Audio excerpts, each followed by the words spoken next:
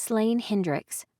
The monstrosity that had been Hendrix Patel spasmed and twitched as Damocles severed its head.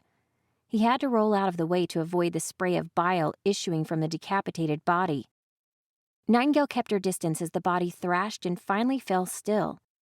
"I won't say you didn't deserve it," Damocles muttered, rolling the monster onto its belly. He looked up and found Nightingale first. "If you don't mind taking a moment to help me burn this, I'd appreciate it. Hendrix may have been a traitor and a murdering asshole, but Hyde wouldn't be what it is if it wasn't for the Patels. We ought to burn the body at least." Nightingale nodded. "And have a look around the lab. Maybe there's a cure in all this." "Maybe. You'd think he would have gone for it when that girl infected him." Justice's small voice made Nightingale turn to look. Justice was staring off into space, eyes wide and confused. "She should have been dead," Justice muttered. "Echo. I think her name was Echo. She was on the edge of the blast where the space-time distorts the worst. I saw her crumble to dust." "Echo?" Rook asked.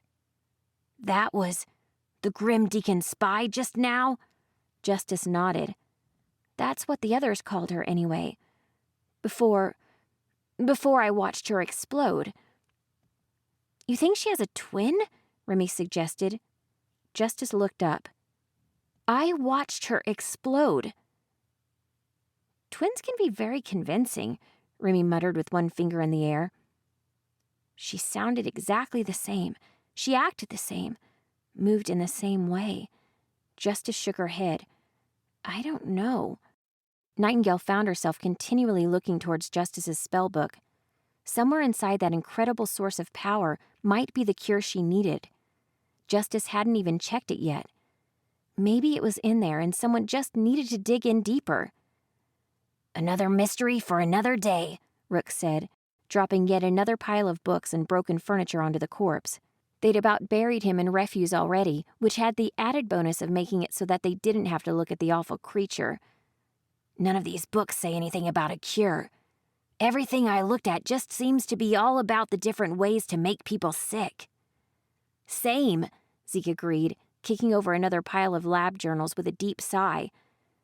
"There's some pretty messed up stuff in these. I can't unread this."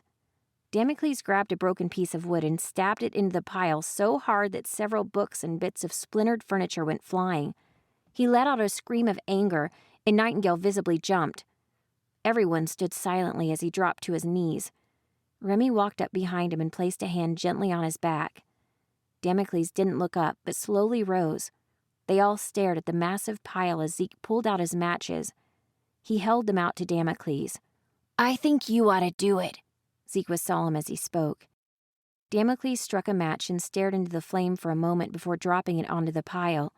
With a roar of flame, Hendrix was reduced to ashes and memory.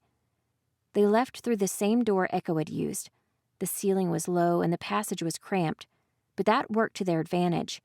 There was nowhere the spy could have set up a trap for them. Sunlight streamed in from outside the tunnel as they reached the end. Nightingale was the first one out, covering her eyes with an arm even as she let the smell of sage and open air wash over her. By the time her eyes had adjusted, the rest of her friends had made it out as well. They were standing on the mountainside maybe 50 meters above the village. In the dawn light, she could make out the many miners heading to their day's work. Smoke from numerous little fires went up from chimneys, and the air was filled with distant, cheerful voices. "Thank you," Damocles said, his voice low, "for helping me save them. I went down there thinking my family was the only one in danger, but I don't want to think about what Hyde might have been like if Hendrix was able to kill my whole family. How many of these people would still have been alive in a year?" "Don't mention it," Zeke said. "It's no big deal." "Whatever," Remy called, her voice teasing. "That monster was a big deal." "We made it, though. That's what's important." Nightingale brushed herself off and straightened. Their work for the Hyde family might be finished, but her own quest was not. Rook seemed to be thinking along the same lines, and he cleared his throat loudly. "If you're ready, Damocles, I think we should head back. Elias will be expecting our report. and I can already tell most of us could use a good rest.